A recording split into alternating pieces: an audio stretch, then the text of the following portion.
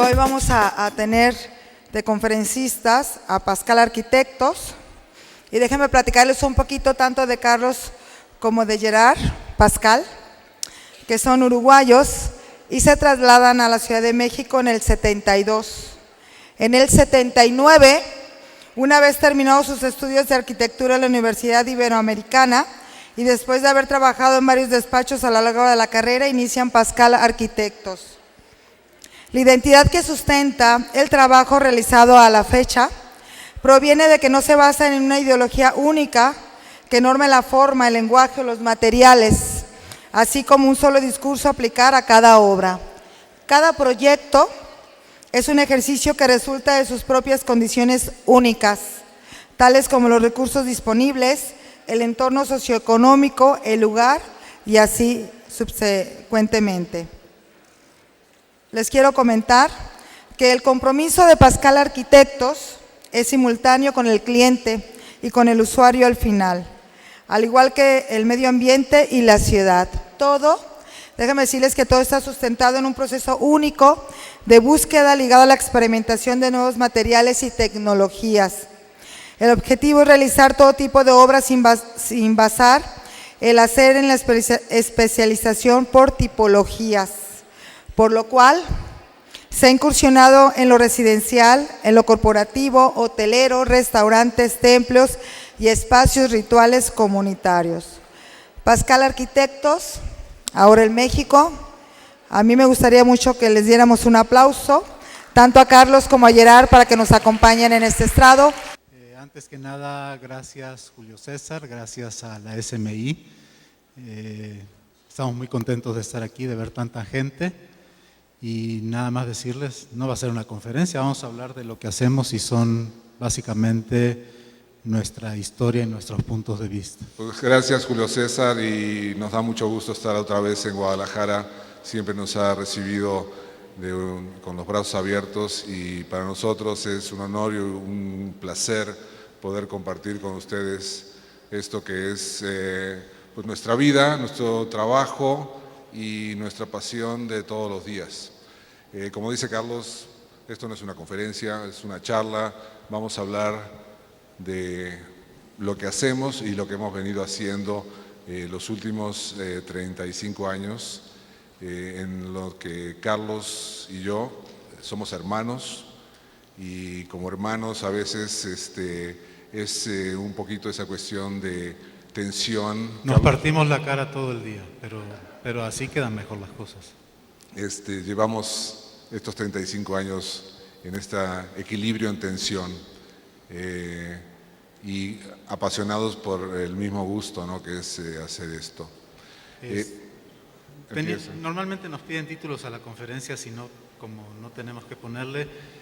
Aquí vimos un ciclo, como un ciclo de vida que comienza y acaba, que en algunas maneras, en algunas de las obras es literal, en otras es analógico o metafórico, y es más que nada nuestras intervenciones en diferentes tipos de obras, y empieza por nacer, morar, trabajar, comprar, orar, tomar, comer, viajar y morir. ¿No? Tenemos algo de hospitales, de estar enfermo, pero eso no las hemos fotografiado.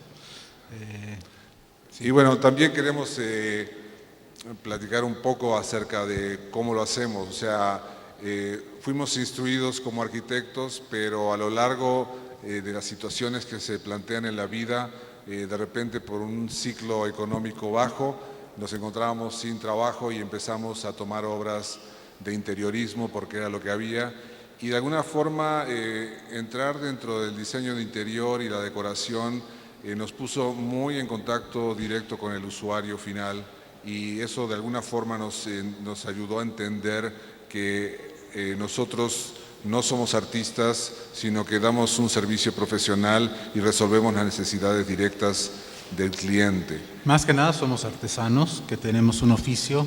Nuestro papá era carpintero y de ahí lo fuimos aprendiendo.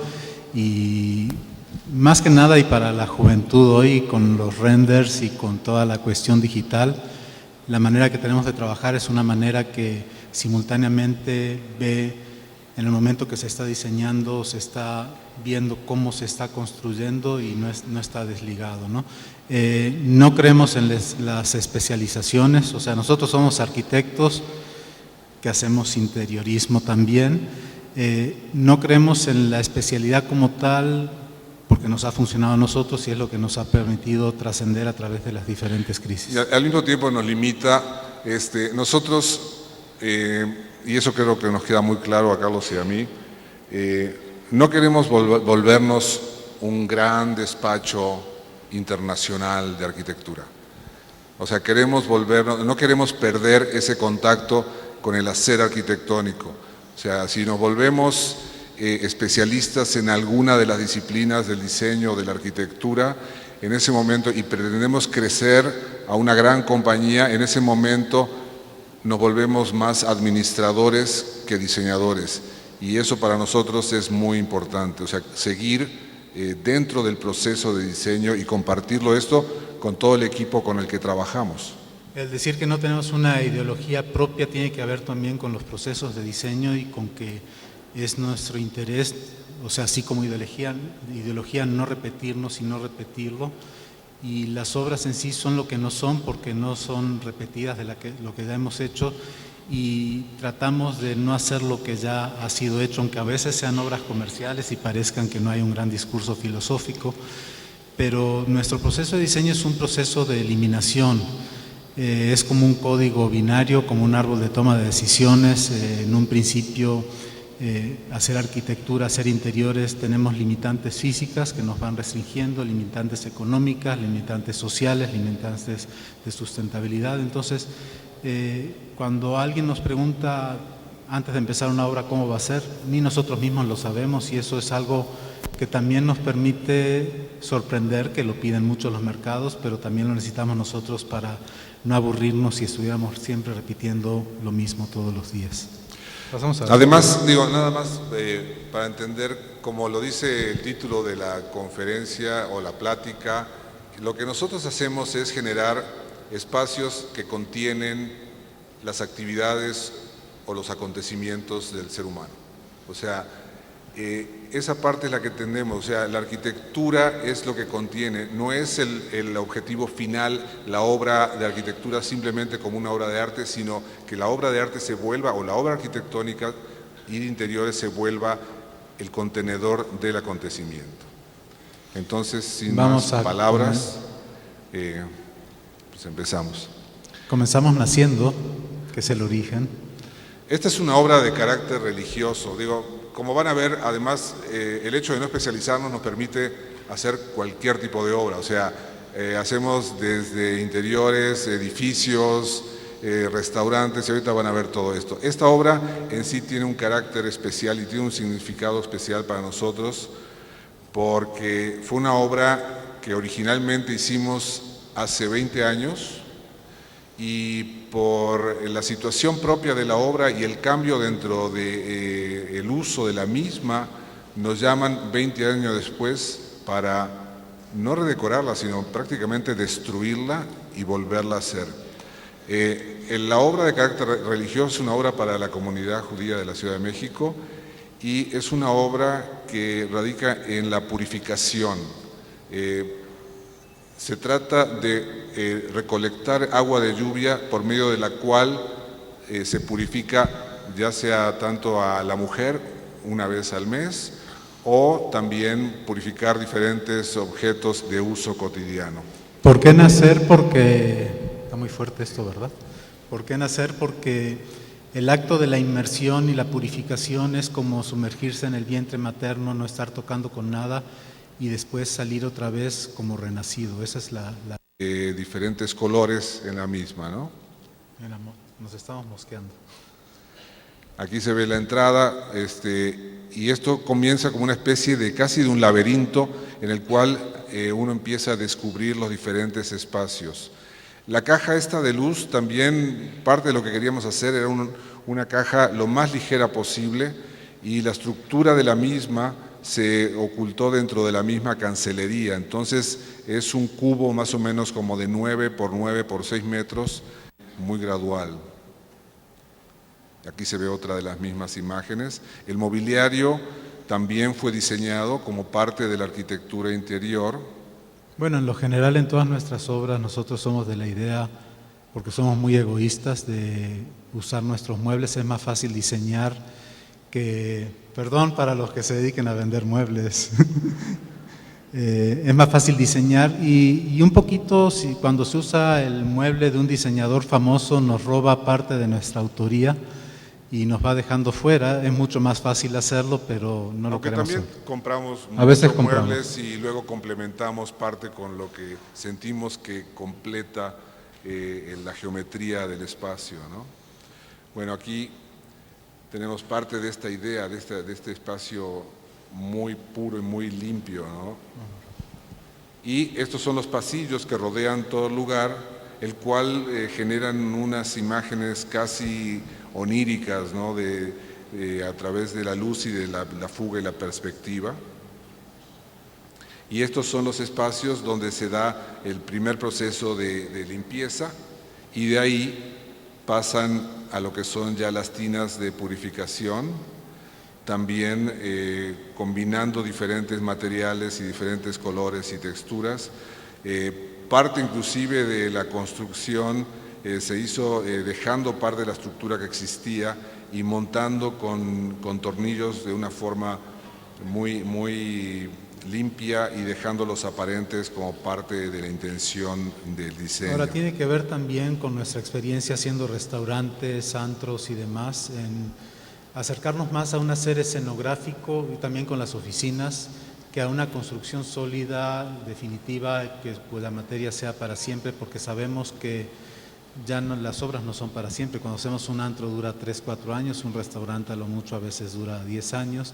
Entonces esto permite recuperar los materiales, los procesos son mucho más sustentables porque nada más es un ensamblaje y en el proceso de la obra se habla mucho de sustentabilidad, aunque no hay realmente obras completamente sustentables. El no transformar los materiales en la obra y que nada más se ensamblen hace que el impacto de los residuos sea mucho menor también. Y aquí ya vemos la obra ya de noche, donde la luz indirecta toma un carácter mucho más dramático y este elemento se vuelve casi como un faro. O sea, la estructura es muy limpia. Digo, como les decíamos, nosotros no tenemos un estilo particular, no nos consideramos ni minimalistas, van a verlo a través de las obras que hemos hecho, pero en este caso la limpieza y la sencillez ameritaban mucho en esta producción. Aquí se ve un dibujo de la pieza de noche. Y Esto salió publicado en varios sitios web y algunas gente nos decía esas perspectivas las hicieron calcando después de estar sobre las fotos y demás. Y lo que pasa es que la perspectiva, esta mano transmite, si las ponemos encima no son lo mismo, pero transmite mucho más el sentido de la obra y tiene esa parte de sentimiento que no hay en algo que es hecho de manera tecnológica. Bueno. Secreto, Morar es una casa. Hacemos muchas casas para gente muy poderosa y a veces se vuelve aburrido y repetitivo, entonces hay que buscar un tema que la haga diferente de lo demás, lo cual se vuelve muy difícil porque es como un poquito cuando es el guía de turistas que va enseñando lo mismo y siempre se repite, entonces... pero siempre viene un cliente, cada cliente tiene sus gustos especiales y nos permite además embarcarnos en este viaje de descubrir. Y a veces se toma a priori un discurso, un tema o un motivo arbitrario para empezar, y aquí el motivo arbitrario fue una modulación que salió de la primera piedra que nos gustó para usar, que venía en un tamaño 60 por 40 y decidimos que la íbamos a partir a la mitad y en 1/3 y 2/3 y buscamos un patrón de cuatrapeo y este patrón de cuatrapeo se repitió a lo largo de toda la obra. Esta obra está en Chimalistac, en México, es una zona colonial protegida. Siempre tenemos, no sé si hay gente de Lina por aquí, pero nos echamos nuestros buenos rounds. Nos pedían y nos dijeron la casa tiene que seguir las normas y las normas eran si tiene en la entrada un nichito con un arquito y le ponen una macetita o una virgencita, se las vamos a pasar. Dijimos, la gente esta no es colonial, no vive colonial, viste moderno, come moderno, oye música moderna, va a ser una casa moderna, vamos a crear una transición que no afecte a la zona, pero que sí se maneje al interior, al estilo de vida de la gente que la iba a ocupar. Por eso la parte de afuera viene en concreto, que es un elemento sólido y demás, y todos los demás elementos se vienen montando al interior, creando una serie de cerrar y abrir esclusas por seguridad y esclusas para romper con ese ritmo de venir de la ciudad, pasar a lo colonial y llegar al interior de cómo se vive. Si ven, o sea, esta parte, al vivir mucho al interior no hay casi ventanas al exterior, creamos patios interiores que se iluminan cenitalmente. Este es el acceso principal, el cual tiene un estanque a la derecha con estos árboles, con una ventana que permite verlos cuando uno está sentado, no cuando uno está parado. Y en el piso ya empiezan a ver toda la modulación, y esta modulación se repite en la piedra, en la cancelería, en los plafones de madera. Es una construcción escenográfica desde el mismo jardín. Cuando ven la parte de abajo a la izquierda donde están las plantas no están plantadas, sino que son como jardineras donde las plantas llegan en sus bolsitas y se pueden quitar. Y el techo es una analogía del Envigado, del techo colonial, pero hecho a la inversa, o sea, son paneles que se montan después, todo buscando que el proceso de obra sea mucho más fácil, que impacte menos. Y lo que buscamos en especial, siendo un terreno tan angosto, era tener lo máximo de iluminación y que no se viera y no se sintiera un límite entre el exterior y el interior. El vestíbulo principal tiene mucha altura, esa escultura tiene 3 metros de diámetro, y si ven, esta construcción tiene estos marcos de metal para evitar que se rompa la piedra en las esquinas y para rematarla y para que los procesos artesanales sean mucho más fáciles. Normalmente nosotros construimos estas obras, o sea, desde el proyecto, hacemos el proyecto arquitectónico, construimos la obra negra, construimos toda la parte de acabados, compramos todo el mobiliario. Entonces entendemos que muchas veces el diseño está limitado por las cuestiones tanto económicas como de accesibilidad a diferentes tipos de materiales. Entonces siempre tratamos de buscar lo más apto para que el proceso de obra se dé de la forma más fluida posible. Aquí ven muebles diseñados por nosotros, lámparas españolas, un cuadro mandado a hacer para el lugar, o sea, la escultura de Jan Hendricks, o sea, hay una mezcla de elementos. El uso de materiales no perfectos como el fierro que está acabado con grasa de zapatos, o sea, nos hemos dado cuenta que en esta búsqueda de la perfección los elementos perfectos solo tienden a volverse imperfectos, entonces lo imperfecto es mucho mejor porque solo puede seguir siendo imperfecto, no tiene el problema que tiene la perfección. La cocina que se junta al exterior, toda la parte de atrás, la casa se abre a la parte de atrás hacia el jardín. Detalles como poner una ventana a la derecha, es una fachada sur, o sea, cuando se hace interiores nada más sin hacer la arquitectura es muy difícil controlar esto, pero en este caso es cerrar el acceso de luz, iluminar la superficie de trabajo, tenerlo menos de calor, ligar al exterior. Y esta es la parte de atrás donde las ventanas se abren por completo y se integran al jardín. Esta es la zona del asador también. Diseño de cancelería, donde aquí no se ve, pero la ventana que está abajo a la derecha es una ventana de proyección. Lograr esto sin que se note fue un elemento de ingeniería muy complicado. Y lo mismo acá vemos lo que se veía desde afuera, desde adentro, de esa continuidad de interior-exterior, la tenemos aquí desde afuera, pasa lo mismo, la casa se continúa, no se ve dónde empieza y dónde acaba.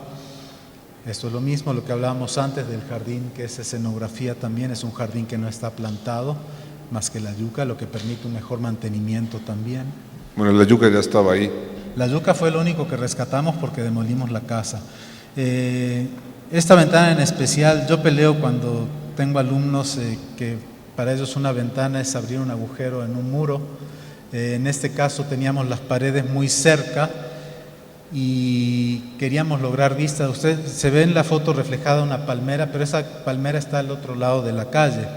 Esto lo que hace, y más en la noche, es el jardín robado. O sea, visualmente nos encerramos en la parte más cercana, abrimos en la parte de arriba para tener más luz, pero también en la noche mandamos un reflector hacia esa palmera y esa palmera parece que formase parte de nuestro jardín. Y si ven el mismo diseño del mobiliario y la cancelería sigue este patrón que pusimos a priori cuatrapeado, dándonos un motivo para que todo no sea nada más por nuestras ganas. Lo mismo aquí, este es el cuarto de televisión, que es un cuarto que no se encierra con muros. Buscamos que todas las partes públicas estuvieran articuladas y que no hubiese muros entre los espacios. Se ve la yuca y otra vez se vuelve a ver el jardín del vecino, ¿no?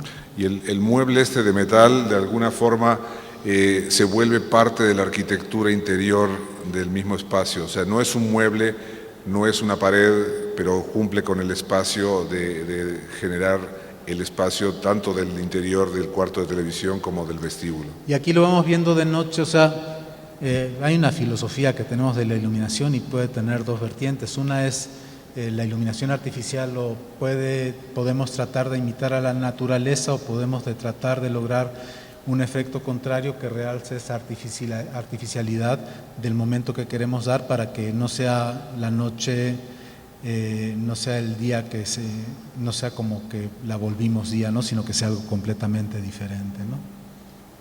Y aquí vemos los efectos de la luz reflejada del color rojo al exterior de la pintura y la biblioteca por fuera también, cómo la iluminación hace que se recorte y marque otra vez a la arquitectura.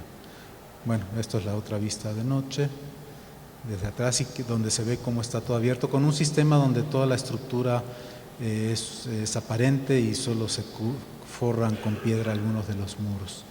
Esta es otra casa más. Bueno, del Bosque, esta casa está en un fraccionamiento privado y aquí de entrada se nos planteaban límites por parte del fraccionamiento en cuanto a estilo. O sea, ellos insistían en que las casas deben de tener un estilo mexicano. Un poco ambiguo porque empezaron a aparecer casas en el mismo fraccionamiento que por poner un techito de teja ya lo volvía mexicano, pero de mexicano no tenían nada. Sin embargo, seguimos con los lineamientos que marcaban y generamos estos espacios donde manejamos diferentes materiales, otra vez piedras naturales, pórfidos en el piso, y aquí en este caso estamos viendo ya el acceso a la casa. Es una casa bastante grande, tiene más o menos 1900 metros cuadrados construidos, en un terreno bastante grande también. En este caso no quisimos tirar ese árbol y aprovechamos la marquesina, la perforamos para dejar que el árbol pasara y generar un gesto arquitectónico a la vez dentro de este espacio. Aquí tenemos ya el acceso a la casa visto desde ya la parte interior, y la casa es una casa que tiene espacios muy acogedores. El mismo manejo de los materiales nos ayudó a lograr este ambiente, y esto ya es el vestíbulo, el primer vestíbulo dentro de la casa, precisamente buscando esa disque imagen mexicana, pero hecha de una forma contemporánea, manejando una piedra rústica como si fuera ciclópea. La estructura de la casa sí es de vigas de madera, o sea, no son decorativas, propiamente están cargando, y el mobiliario que se diseñó aquí también, prácticamente en esta casa todo el mobiliario se diseñó por nosotros para lograr esa continuidad dentro de los espacios y buscar esa calidez. También, si ven, son pocos materiales. Y aquí se ve otra vez parte de las imágenes interiores. Aquí se ve parte del comedor, y si ven, el lenguaje dentro de la casa es muy continuo, y producimos estos equilibrios entre madera, metal, igual que en la otra casa, los marcos también de placa de metal a la grasa, que dan este efecto muy imperfecto y muy agradable. Esta es la sala. Aquí tenemos otra vista donde se alcanza a ver también el jardín. En este caso no teníamos el problema de límite de espacio como en el otro, sino que se abría toda la casa hacia una cañada, entonces las vistas se volvieron espectaculares. Los espejos también ayudan a aumentar las perspectivas interiores dentro del espacio.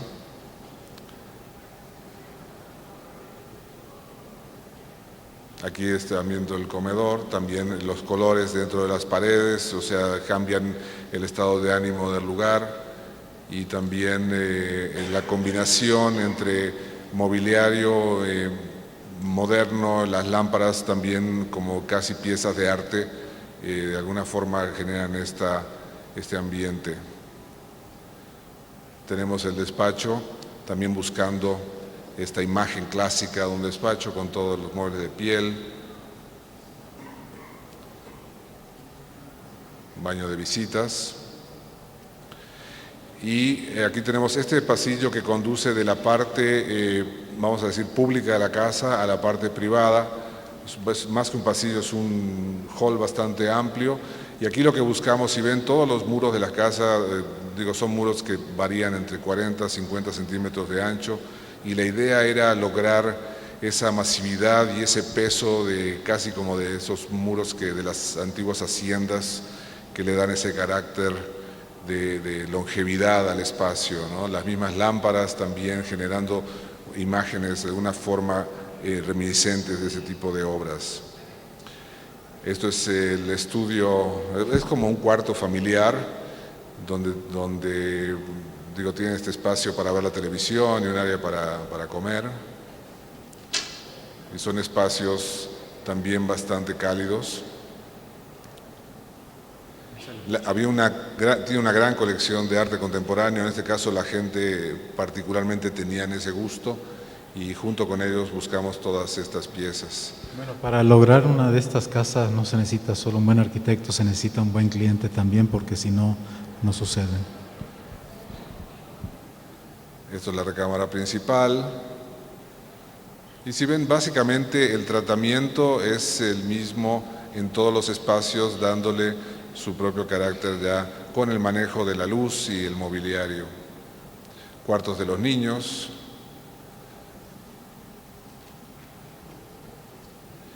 Y bueno, no podía faltar el cine en la casa.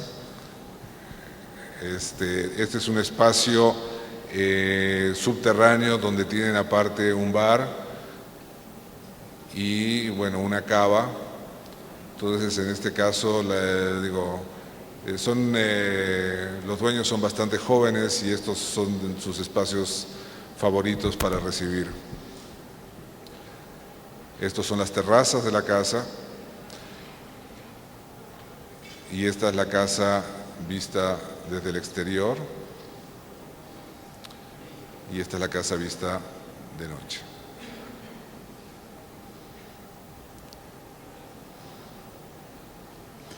Bueno, trabajamos mucho para desarrolladores y los desarrolladores son muy ambiciosos y nos piden sacar lo más de metros cuadrados que permita la ley, hasta donde se pueda sin torcerla.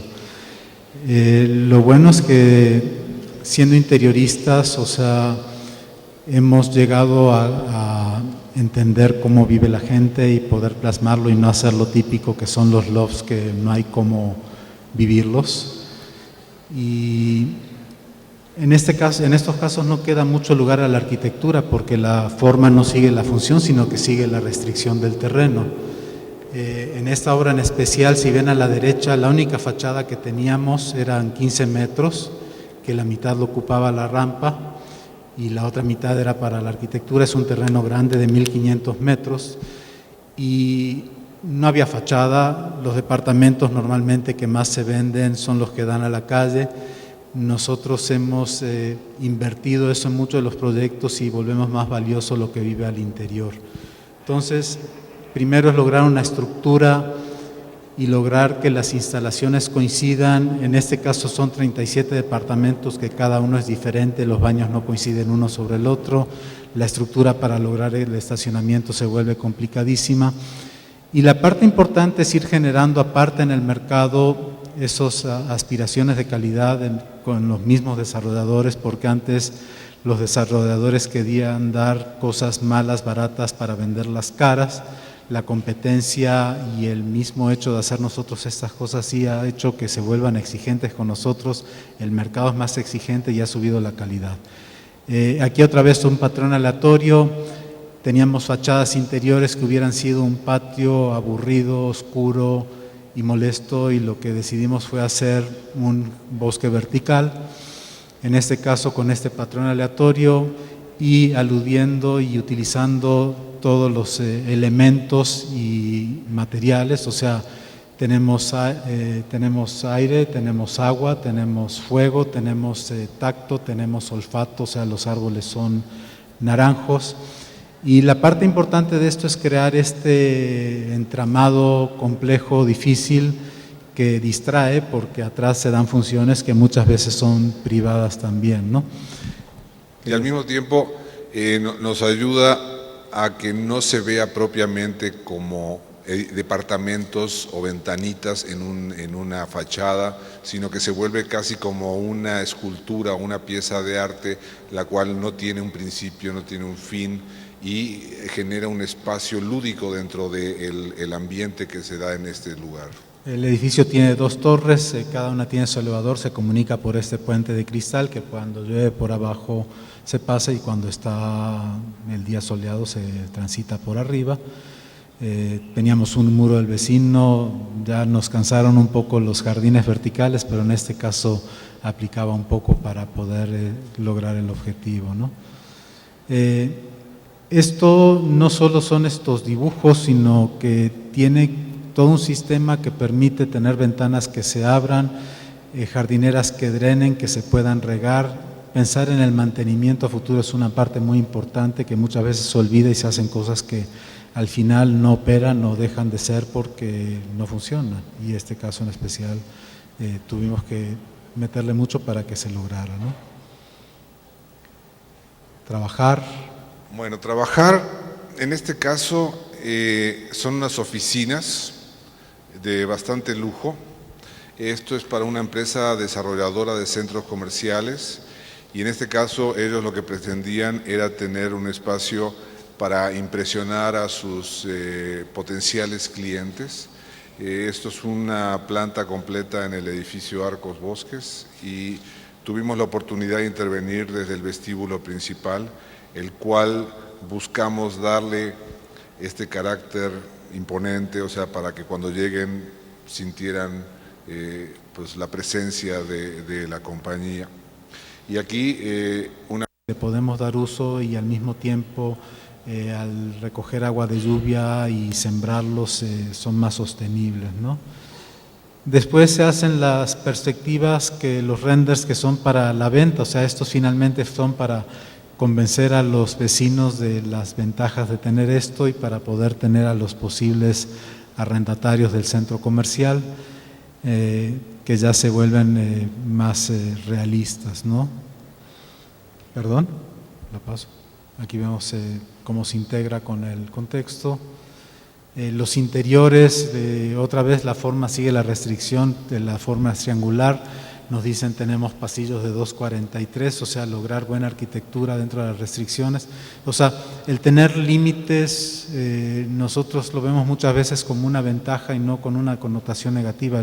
El tener límites y limitantes hace que seamos mucho más creativos, que a diferencia de tener una casa en medio de un bosque rodeada de montañas, es mucho más fácil y a lo mejor sería menos divertido que cuando estamos tan restringidos, ¿no? Y esta es la parte del interior de la esquina que tenemos, que era una cafetería y librería, que había una serie de filtros, o sea, está la cortina, había un estanque, está la segunda fachada para tener sí esa relación con el exterior, pero una relación con el exterior mediada. Seguimos con orar, Natividad. O sea, esto fue un concurso, no lo ganamos ni lo perdimos, o sea, no pasó nada. El simple hecho de concursar nos da un material para enseñar, y el concursar con gentes como estaba Rogers, de Mirón, Viñoli y demás, ya nos pone en una situación padre. Y en este caso lo que tenemos es una forma que sale del terreno y una forma que sale del pez, o sea, que lo ligamos a Cristo.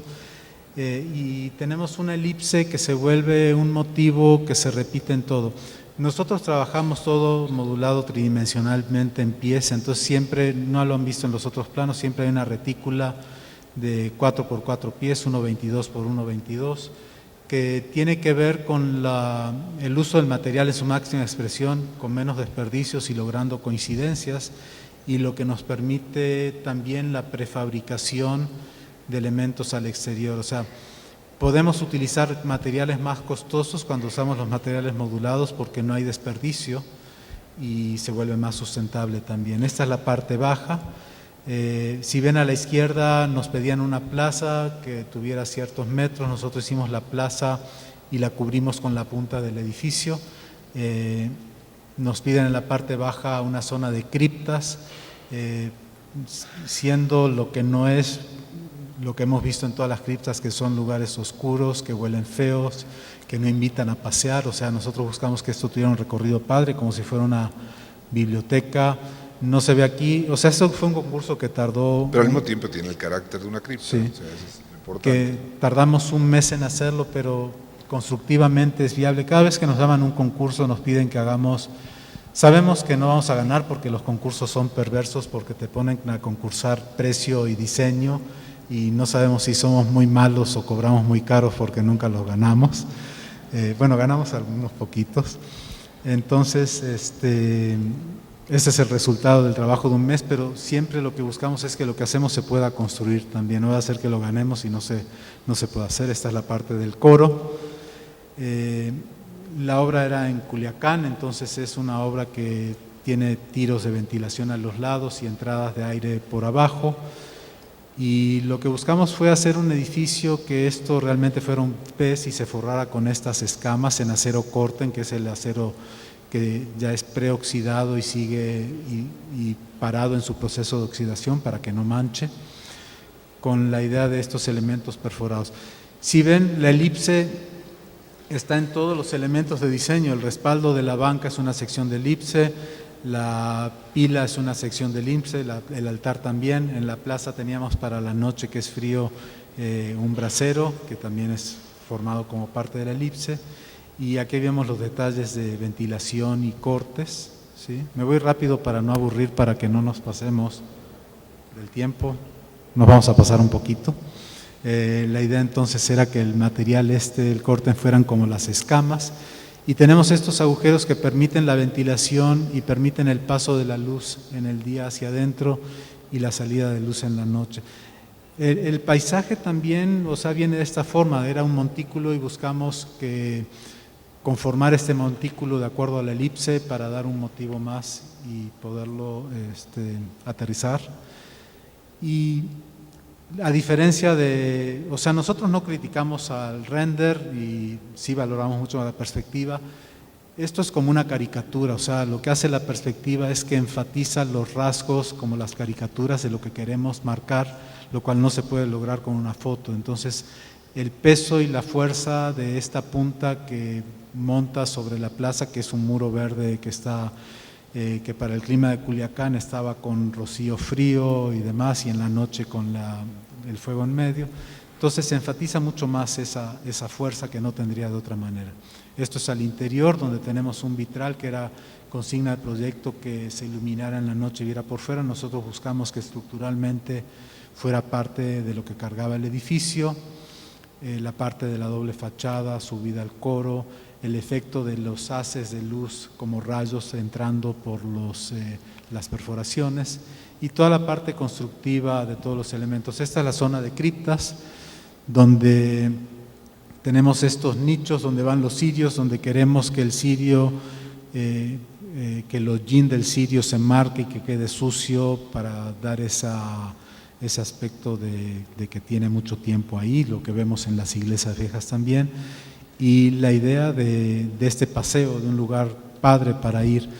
Si ven algo que no vamos a ver en un render otra vez, es el ejemplo de la gente que son manchas y representan, y por ejemplo el brillo que tiene esa vela ahí son cosas que no podemos lograr. O sea, cuando trabajamos con renders, el problema son las librerías de gente que siempre tenemos repetidas las mismas personas que nos vienen siguiendo por todos lados. Nichos acá para poner, es el florero para poner la flor en cada cripta. Me voy a seguir. Ahí es como se ve de noche ya iluminado, ¿no? Perdón, ya no regresó. De noche estos rayos de luz hacen el efecto inverso que tenemos en el día. Viajar. Bueno, viajar. Sheraton Centro Histórico Bueno, ya no es Sheraton, es Hilton. Ahora es Hilton. Yo creo que nuestra obra más grande, o sea, más compleja, la que de alguna forma pues nos cambió como despacho. Antes de empezar esta obra éramos un despacho de 9 personas y de repente éramos un despacho de más de 30 y Y hoy somos menos otra vez. nos obligó de alguna forma a adaptarnos para poder cumplir con las expectativas de un proyecto de 90.000 metros cuadrados de construcción y decoración. O sea, acá hicimos absolutamente todo y nos permitió a su vez poder dar continuidad en lo que es el proyecto del hotel en el exterior y en el interior. Normalmente este tipo de proyectos, cuando se hacen para empresas hoteleras transnacionales como era el Sheraton o como es el Hilton, los hacen empresas que son especialistas, una empresa que es la especialista en hacer arquitectura para hoteles de este tipo, y luego hay una empresa que es especialista en hacer diseño interior, otra que es especialista en hacer decoración, otra que es especialista en escoger el arte, y así al final muchas veces no hay una continuidad en el discurso de todo el espacio. Digo, no quiero pretender compararlo esto, pero nosotros admiramos mucho la obra de Legorreta y el Hotel Camino Real para nosotros de México era una obra que representaba exactamente esa continuidad en todo lo que era la arquitectura, el diseño interior, el diseño mobiliario, y en este caso pretendíamos hacer lo mismo. Lo bueno es que nunca habíamos hecho un hotel y una obra de este tamaño y siempre los acercamientos frescos son mejores, por eso no creemos en la especialidad. Ahora, la fachada del edificio, el edificio en sí responde directamente a las condicionantes de orientación y geográficas. Las fachadas que tenemos que dan hacia el poniente se cerraron por completo con ventanas muy pequeñas para controlar la temperatura, y hacia el oriente tiene simplemente aleros que también nos ayudan a bajar la temperatura. El aluminio, todo este elemento que veían en las imágenes anteriores, a pesar de estar manejando tantos elementos juntos, cada uno tiene un propósito especial y sin embargo todos juntos logran una imagen coherente. Al entrar tenemos el gran lobby. Aquí sí buscábamos de alguna forma retomar la imagen de los grandes, del Grand Hotel, ¿no? Del gran lobby de hotel, que de alguna forma se ha venido un poco perdiendo por la misma cotidianeidad que se ha dado en la parte de lo que son los viajes. Y aquí tuvimos una situación, bueno, tuvimos varias situaciones, unas con el INA, porque no querían que la fachada fuera tan contemporánea, ellos pretendían hacer una fachada más historicista. Colonial. Y en este caso también, como el terreno donde está el hotel albergaba al Hotel del Prado, el Hotel del Prado contenía el mural de Diego Rivera de Una tarde en la Alameda Dominical. Exacto, es muy largo el título, pero no se me olvida.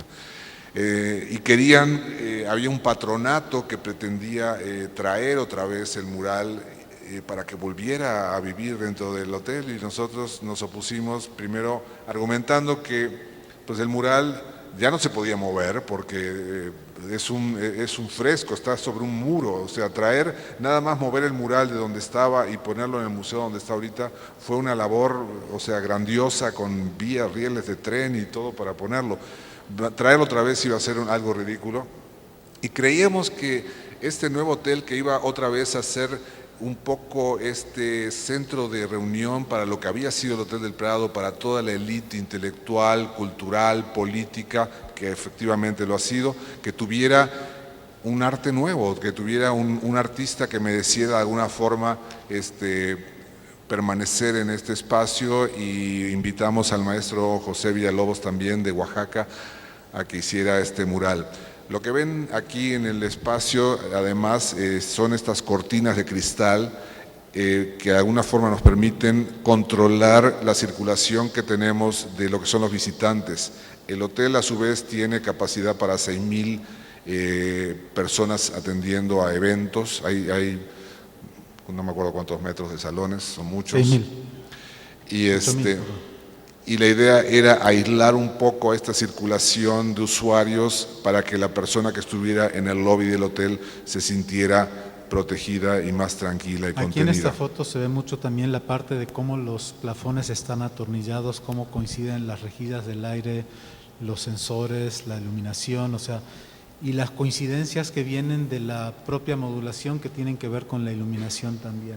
El cortinaje que usamos mucho, la cortina como acabado nos da, no son caprichos, sino había puros materiales reflejantes del sonido, es un filtro acústico y aparte buscamos el uso de pantallas y la parte mediática, esto tiene casi 15 años, para recrear aquí en este caso el típico hotel con los relojes que marcaban la hora de todas las ciudades, pero finalmente dan el tipo de cambio, las actividades, los eventos a lo largo de todo el día. Todo el mobiliario fue diseñado expresamente para el hotel y se fabricó en Italia. Finalmente, normalmente cuando hacemos mobiliario se queda ahí el diseño y no pasa nada más con él. En este caso se exhibió en la Feria de Milán, lo comercializan en Italia y todavía no recibimos un peso de royalties o un euro. Aquí se ve también, bueno, otra parte importante para nosotros fue coordinar toda la parte del arte en el hotel. O sea, invitamos así como a Villalobos para hacer ese mural, en este caso al maestro Saúl Caminer para hacer el mural en lo que era el salón del restaurante. Aquí vemos el restaurante El Cardenal, del cual implementamos esta celosía de metal que está simplemente apoyada, pero a su vez está atornillada a la estructura de la losa porque es bastante pesada y parece como que puede caerse en cualquier momento, pero no. Habiendo y manejándose mucha tecnología, seguimos recurriendo a estos elementos artesanales. Este maestro herrero tiene trabajando aparte con nosotros 35 años, o sea, hay cosas que los estudiantes no conocen, no saben y las van a tener que aprender de estas gentes y hay que rescatar estos procesos artesanales porque son mucho más accesibles para nosotros el día de hoy. Bueno, a pesar de que no queríamos traer el mural de Diego Rivera, el dueño del restaurante insistió en traer a un artista que hiciera una especie de parodia gastronómica sobre el mural. Nos opusimos al principio, pero la verdad tenemos que reconocer que le dio mucho colorido y mucha vida al lugar y a veces el cliente también tiene razón. Esto es el Business Center y lo que no queríamos hacer, como vemos en muchos hoteles, es que tienen el salón inglés para que los señores vayan a fumar, la cafetería francesa para que las señoras tomen el té, o los salones mayas mezclados con los salones aztecas. Entonces, lo principal fue buscar este diseño que fuera continuo a todo lo largo. Buscamos que esto se volviera un evento artístico también, o sea, se hizo un concurso de fotografía del centro histórico, que es la que decora todos los pasillos, se hizo una serie de litografías para los cuartos. Bueno, invitamos a grandes artistas, o sea, para que aportaran. Digo, obviamente todo esto va ligado al costo de la inversión, entonces muchas veces cuando tú le dices a un artista, hoy tu pieza va a estar en este hotel que es el rescate, que el comienzo, el detonador del rescate del centro histórico, pues obviamente nos dieron precios excelentes y todo esto, digo, porque también el dinero es importante cuando hace una obra de este tipo, o sea, uno siempre tiene un límite y hay veces que no podemos hacer todo lo que queremos, pero en este caso aprovechamos las circunstancias naturales del hotel y lo hicimos, ¿no? Aquí se ve parte de nuestros diseños, nuestros dibujos a mano, o sea, en el proceso de producción del mobiliario. Lo que veían antes era el cuarto del hotel también, que también generamos un poquito de controversia porque para Sheraton lo importante es que los cuartos eran beige, o sea, ellos querían que todo fuera beige. Entonces, nosotros dijimos, oye, la verdad que, ¿por qué beige? O sea, podemos hacer algo que sea mucho más emocionante. Entonces, planteamos 4 paletas de color, uno rojo, uno azul intenso, uno gris, todo gris, y uno beige. O sea, al principio todos dijeron el rojo y no sé por qué la gente asocia rojo con prostíbulos y cosas así. Entonces dijimos, no, espérate. Hicimos el cuarto muestra y llegaron todos y entraron al cuarto muestra rojo, que como lo ven es bastante rojo, y la sensación que produce el color realmente, o sea, es muy, muy cálida, muy confortable y todo el mundo enseguida ya dijeron, adelante, pongan el color que quieran. está todo bien. O sea, aquí si ven hasta la lámpara y el detalle del último tornillo está pensado desde antes, es la única manera de controlar un diseño así. Esto es el spa, voy a pasar rápido para que no se duerman, creo que ya llevamos 1 hora. ¿Perdón? Gracias. Gracias. Aquí lo hicimos 3 años después, como sabíamos que nos iban a cambiar las cosas, lo que hicimos fue generar toda una charola impermeabilizada, hicimos un sistema de mamparas de aluminio que se forraba con 2 placas de mármol que se atornillaba con tornillos Allen. Pero no voy a decir algo, porque las humedades son muy cañonas, o sea, podrá ser el mejor arquitecto, hacer la obra más bella del mundo, pero si se le empieza a meter el agua, olvídense, o sea, se acabó el sueño. Entonces, en este caso, este sistema modular permite, como cada vez que hacíamos cosas nuevas nos cambiaban en el proceso, permite ir cambiando la configuración a medida que lo necesiten. Al final quedó también que no le cambiaron nada, pero hoy lo pueden cambiar a como quieran. Si ven con un plafón modular, el sistema de tornillos lo usamos en la construcción de los muebles también, o sea, hay un discurso propio del todo. Los lockers, este es el jacuzzi. Voy a pasar más rápido porque si no, lo que buscamos fue no parecer un spa de esos New Age, pero sí tiene la piedra bola que está pegada para que no se esté moviendo y tiene la madera y el cortinaje para no encerrar las regaderas. Detalles como las rejillas de extracción, que en lugar de meter rejillas rauteamos el acabado del techo para que no se vieran mal. Las regaderas con su banca de cristal también, y con una serie de elementos que normalmente si no tienen orden se ven fuera de lugar. Este es el lavabo en la sección de los hombres, que si ven esto tiene 5 detalles diferentes de iluminación, y el tema del control de diseño y de obra para lograr en una obra de 90.000 metros que el contacto quede acostado con los 2 tornillos simétricos y coincidiendo, es algo que lleva mucho trabajo también, ¿no? Los vapores, todos los vapores que habíamos visto eran cuartos cerrados con azulejo blanco. Hicimos lo opuesto, hicimos un cuarto con una ventana hacia un jardín japonés. La idea, los lavabos para que se rasuren los hombres. La idea de acá, si bien es esmerilado, en el lado opuesto tiene un muro que permite que la gente esté desnuda ahí adentro, pero que no la vean de los edificios vecinos, ¿no? Esta es la regadera de presión, o sea, hay detalles que no se ven aquí, podríamos hablar mucho. El piso no tiene pendiente, pero todas las ranuras del piso van con pendiente hacia las coladeras para que quedara mejor. Y aquí tenemos un gran jacuzzi que tiene vista a Bellas Artes y la Alameda. Y el roof garden, donde buscamos una recreación de la trama de la Alameda con una vegetación contemporánea. Están mal acomodados los muebles, pero bueno. Este es un render del canal de nado. Aquí finalmente el canal de nado terminado. Y aquí el uso del paisaje, el uso de la vegetación, siempre con una razón. O sea, aquí tenemos estas jardineras porque tenemos restricción de peso y teníamos que controlar que no hicieran eventos masivos, pero tenemos estos perales que en el invierno tiran la hoja y dejan pasar la luz para que se caliente, y en verano se llenan de ramas y frutas que generan sombra, pero también abajo con jazmín de Madagascar para manejar el perfume de las plantas también. O sea, cada cosa que ponemos tiene una razón de ser. Y la parte baja que queda el pergolado, donde queda la cafetería, y esto es como se ve de noche. Lo que no se ve o sea, las fotos son mentira porque no tienen Photoshop las fotos nuestras. Cuando hacemos Photoshop lo hacemos sobre lo que está feo alrededor, no sobre lo que hacemos. Además son bidimensionales, sí. O sea, entonces la sensación, por más que queramos explicarles lo que se siente, hay que estar ahí. La sensación de estar ahí con el ruido aislado del tráfico como máscara acústica en segundo plano, pero de repente el organillo que se oye, o sea, es una sensación muy, muy especial, ¿no? Aquí termina.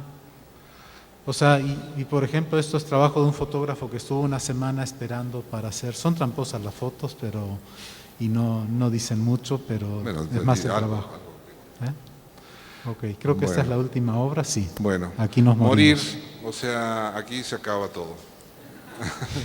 Esta es otra obra también de carácter religioso, también solicitada por la misma comunidad, y en este caso hicimos un estudio de cuáles eran estos espacios que habían en los diferentes lugares o inclusive en las diferentes religiones, o sea, que se usaban hoy en día para velar a la gente que se va.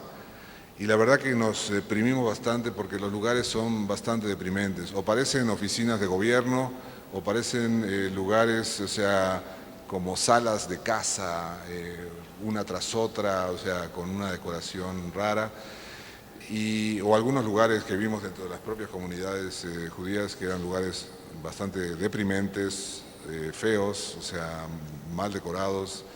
Y esto nos hizo un poco voltear a ver en las culturas antiguas, ya sea de los egipcios o mismo de los mayas, donde los edificios que hacían para despedir a sus muertos eran edificios de una sobriedad y con un carácter que de alguna forma invocaban el respeto a ese momento y ese lugar. Aquí lo que hicimos, esta es una de las obras más chicas que hemos hecho, es un espacio que tiene 200 metros cuadrados, está en una zona habitacional, lo cual ya nos mandaba de alguna forma a voltearnos hacia el interior. Y negar el contexto. Y negar el contexto. Y lo primero que hicimos como gesto fue este espacio que ven acá, que creo que el dibujo dice mucho más de lo que podemos decir. Es un pasillo triangular, tiene 9 metros de altura y se entra y al final del pasillo hay una luz un poco, si quieren, redundante de la luz al final del túnel, pero cuando se entra ese espacio, se entra un espacio muy interesante. Y es un poco conductista porque, o sea, apretamos, oprimimos y soltamos. Luego se abre, o sea, tenemos ese poder los arquitectos. Y la idea acá, digo, era hacer un espacio que de alguna forma, digo, la persona, el doliente en ese momento le vale gorro la arquitectura, pero de alguna forma la arquitectura te acompaña y te dice algo y sobre todo hace sentir a la gente que está junto la solemnidad del momento. Bueno, ahí se veía lo que es la planta del conjunto, es ese espacio. Hicimos un patio central, el cual recibe luz del norte. Y basta. Y aquí está adentro, la idea era manejar pocos materiales, entonces todo se hizo en granito grisal español y en madera de cumarú para dar ese contraste entre lo cálido y lo frío. Y aquí se ve la idea de esta caja que se envuelve en sí misma y genera estos dos espacios, la entrada principal y la entrada para el muerto. Y esto ya es el producto terminado. Aquí, digo, dentro de los retos que hubo fue un poquito de la construcción aparentemente muy sencilla, pero ese gesto de los muros tocándose en el vértice de la puerta, el muro que ven frontal es un muro de concreto y carga una estructura metálica que detiene, y de hecho no se están tocando los dos muros, hay un tapajunta en la parte superior para evitar que entre el agua, y queríamos buscar como esa sutileza del detalle. Entonces, el acontecimiento empieza desde que se enfrenta uno a una puerta de 9 metros de altura, de 15 metros de ancho, de centímetros de ancho, y la empuja con un dedo porque está embalada en la parte inferior. Y aquí ya estamos en el interior del lugar, donde este manejo de triángulos empieza a recibir la luz de esta forma, y da este efecto de paz. El único elemento de mueble adentro es esta banca perimetral que está como flotando, es el único elemento que ilumina en la noche el espacio, y a su vez es la inyección de aire acondicionado y calefacción, y tiene las bocinas, y digo, la idea era lograr, ahora sí, yo no le llamo esto minimalismo, yo le llamo esto sencillismo, o sea, es sencillo, es esencial, no hay mucho más. Aquí se ven estos detalles, aquí ven parte de la estructura de metal que carga el muro, que la verdad decidimos, cuando estábamos en la construcción, esto iba a estar forrado de granito, pero la verdad, cuando lo estábamos construyendo nos gustó cómo se veía y decidimos dejarlo así. Y aquí se ve este techo, ¿no?, que flota, no toca las paredes, y el hecho de tener domos perimetrales nos da esta sensación también de ingravidez. Y aquí estas ventanas muy altas que nos obligan a elevar la vista, ¿no?, o sea, de alguna manera. Aquí se ve, es otra vista. Aquí tenemos el patio interior y el único elemento ornamental que, la verdad que, digo, esto es un lugar, digo, que puede usarlo cualquier religión, esa es la idea, ¿no? Y el ornamento que tenemos ahí es una escultura del maestro Saúl Caminer, ahí lo ven. Y estábamos un día, digo, originalmente queríamos meter ahí una especie de reloj de sol, era una varilla, como estaba el norte nos iba a funcionar muy bien, y de alguna forma se volvía como algo demasiado obvio, el reloj y el paso del tiempo, etcétera. Y estábamos en el taller de Saúl Caminer y vimos esta escultura y pensamos que las sombras iban a ser muy divertidas en ese muro, aunque no tiene nada que ver con nada, pero nos gustó mucho el detalle. El paso del tiempo era padre porque cuando oxidaba manchaba la pared, pero a cada rato llegan los de mantenimiento y lo pintan porque no les gusta. Y aquí se ve la puerta, y aquí se ve ya la fachada, la misma sombra del árbol ayuda también a dar parte del efecto. Aquí se acabó. Pues muchas gracias. Muchas gracias.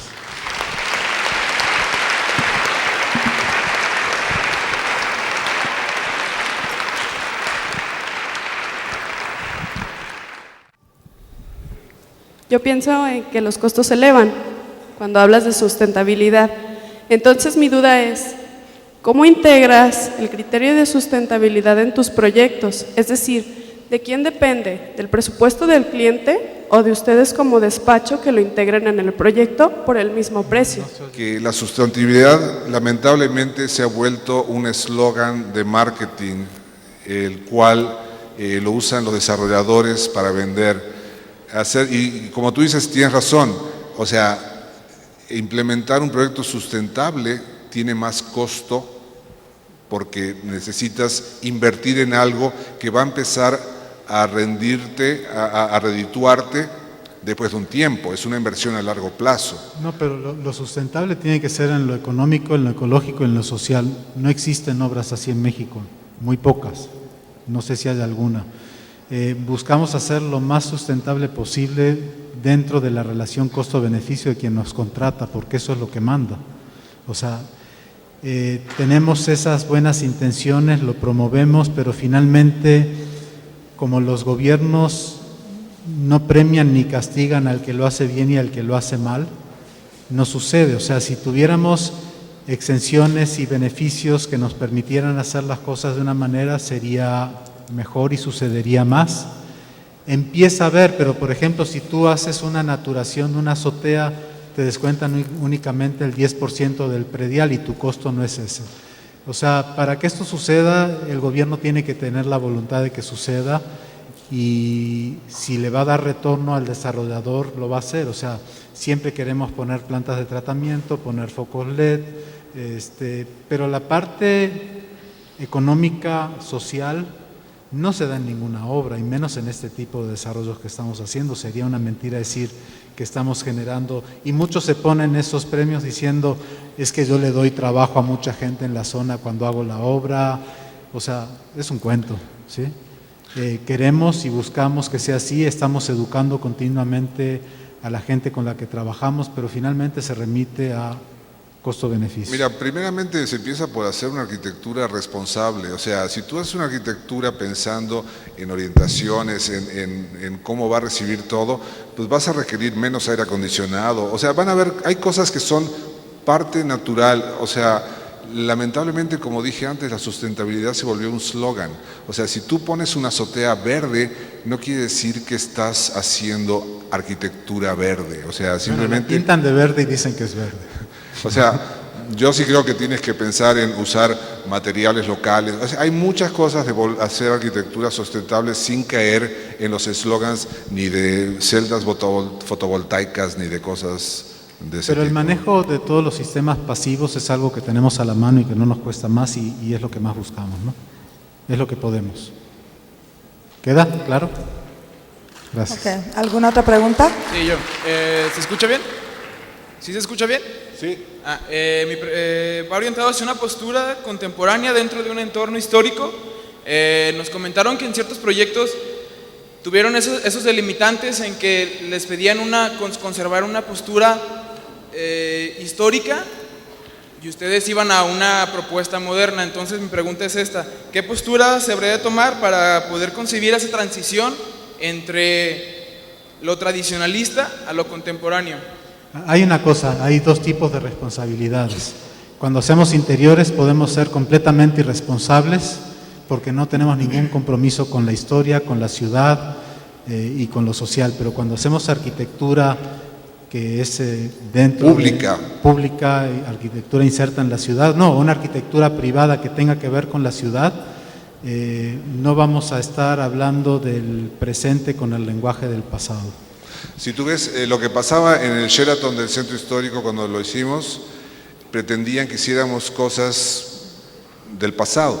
Sin embargo, ni siquiera se justificaría. Si estuviéramos en el primer cuadro y hay que hacer una obra, hay que restaurar una obra, hacer una obra nueva en esta parte que es el perímetro B.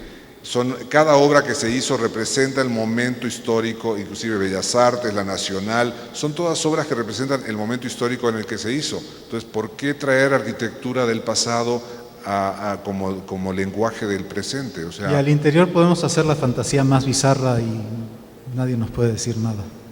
De hecho, hacemos cosas que a Carlos no le gusta mostrar, pero son neoclásicas, son nuevas, pero cada quien tiene su forma de verlo y no estamos afectando a nadie, o sea, en ese caso, cuando estás haciendo algo específicamente para un cliente. Gracias. ¿Alguien más tiene otra pregunta?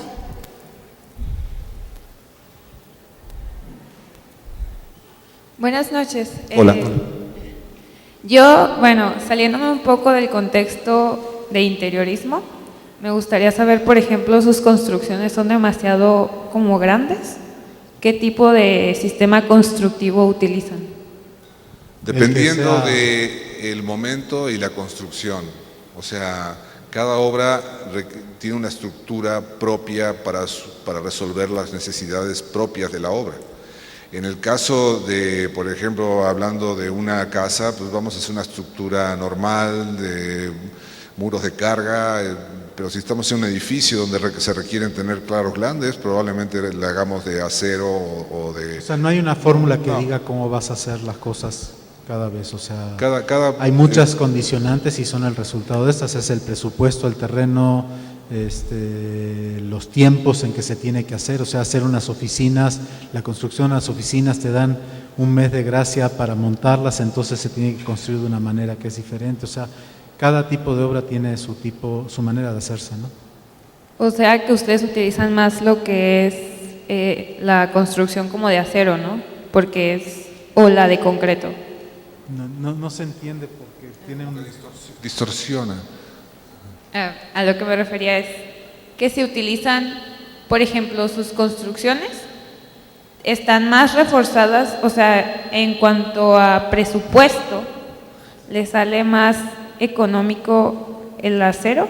O sea, ¿para construcciones grandes o de concreto? No, pero eso tiene que ver con tiempo, o sea, el acero te va a ahorrar costar un tiempo 20% y te más cuesta caro. más, o sea, si el cliente necesita La obra más rápido. la obra más rápida y paga el 20%, se hace, o sea, no es una fórmula que exista de que vamos a hacer una cosa de una manera o de otra. Ok, muchas gracias. A ti. ¿Alguien más? De este lado tenemos... ok. Arquitecto, usted es de casa hasta el final. No es cierto. Sí, no iba a terminar. Bueno, gracias por venir y ya teníamos tiempo que no nos veíamos ya en una conferencia. Quisiera que le dijeras al público, en lo personal, cómo se siente, digo, tantos años de conocernos, pero en la madurez que yo creo que llegaron ahorita, ven tus proyectos, unos que ya los conocía y otros nuevos, ¿cómo se sienten como despacho? ¿Y qué opinas de cómo está la arquitectura y el interiorismo actualmente de México hacia el extranjero? Pues nos sentimos siempre intranquilos, o sea, porque siempre quieres más, porque hay mucha gente joven muy buena que nos obliga a ser mejores también, porque hay mucha competencia mala también, entonces se pensaría que estar a estas alturas, es decir, ya la hice, pero es todo lo contrario. Pues yo me siento muy a gusto. Somos diferentes. O sea, Carlos es el que está en crisis todo el tiempo y yo siempre estoy feliz, entonces ahí la vamos llevando. Y si no hay crisis, las hacemos, o sea, no hay problema. Pero La siempre hay que, crisis en esto. Este es un negocio que... Mira, nos encanta hacer esto, reconocemos, digo, esto es una profesión que está sujeta a los cambios cíclicos de las economías, y hay veces que de repente hay mucho trabajo y de repente que no hay mucho trabajo, digo, y es irla sobrellevando, digo, siempre con esas mismas ganas. Digo, lo bueno es que nos encanta y muchas veces estamos sacrificando a veces hacer cosas que aunque no vamos a ganar mucho, vamos a poder trabajar en ellas, ¿no? Y hemos hecho obras que a lo mejor, por ejemplo, en estas obras religiosas no cobramos por hacerlas, porque pues, es un honor que nos inviten a participar en obras comunitarias, ¿no? Sin embargo, nos dan la oportunidad de poder desarrollar obras de este tipo, las cuales a su vez nos traen mucha publicidad, porque la gente las ve y nos dan premios y pero todo. finalmente lo que estamos haciendo todo el día es mercancía, ¿no? O sea, es plusvalía, es utilidad, o sea, no deja de ser eso. Nos divertimos mucho, eso es la verdad. Gracias. Muy bien, tenemos una última pregunta aquí. Sí. Buenas tardes, mi nombre es Nicole, vengo de Veracruz y mi pregunta es, en su experiencia, a la hora de presentar un proyecto, ¿qué tanta validez le da el cliente al trabajo hecho a mano, a las perspectivas? Yo no entendí. Yo sí. Perdón. Mira, las perspectivas, y eso lo comentábamos, las perspectivas hechas a mano y la analogía es muy buena. Cuando vas a hacer un render, tienes que tener absolutamente todos los elementos para poder generar las vectoriales para hacer ese dibujo. O sea, tienes que saber cuál es el material, cómo se va a atornillar. O sea, todos los elementos de diseño tienes que avanzar en tu grado de proyecto hasta tener el último detalle. Con el dibujo a mano no. El dibujo a mano muchas veces un rayón es suficiente para poder transmitir algo que se entiende. O sea, los y dibujos de Niemeyer con una sola raya veías toda una obra. Muchas veces el cliente entiende más y se emociona más cuando ve, y a nosotros nos sirve mucho porque como somos de la vieja escuela todavía no sabemos ni diseñar con la computadora, o sea, es todo a mano. Entonces, muchas veces es mucho más fácil explicar con un trazo a veces que con la misma palabra. Entonces tú haces un trazo muy sencillo y le explicas y el cliente lo entiende aunque no tengas todo el dibujo. Ahora, cuando tienes este tipo de dibujos que mostramos acá, de este tipo de perspectivas hechas a mano, obviamente, digo, no las hace cualquiera. Lamentablemente la persona que hacía esto falleció y estuvimos 4 años sin tener un perspectivista que hiciera este tipo de dibujos. Hace algunos meses encontramos otro con el que estamos trabajando y nos damos cuenta. Mira, un caso muy típico. Hicimos un edificio que se iba a vender en México, ¿no? El desarrollador nos dice, hoy queremos algo, quiero algo muy moderno, muy así minimalista, muy acá, con un render de poca. Ya. Total que agarramos, hicimos el diseño, hacemos el dibujo con el render, el render, salen a vender los vendedores y a la semana me hablan, me dice, no vendí nada, no he vendido ni uno. Me dice, llama otra vez a tu perspectivista, hazme un dibujo, hazme un diseño no tan minimalista, moderno. Se hizo el diseño, se hizo el dibujo, en una semana vendió los 15 departamentos. O sea, la gente como que cuando ve un dibujo de esto y va a comprar algo, está comprando un sueño. O sea, cuando ya ves algo ya hecho, como que ya pierde parte de la emoción de pensar en él en un futuro. Okay. ¿Está bien? Gracias. Okay. Muy bien. Vamos a darles un fuerte aplauso. ¿Qué les parece a Pascal Arquitectos? Gracias por su participación. Y vamos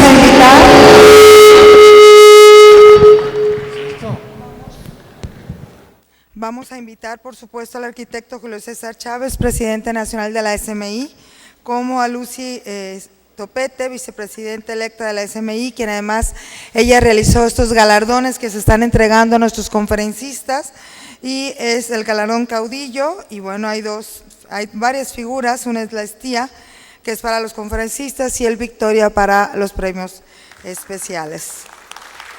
Muchas felicidades.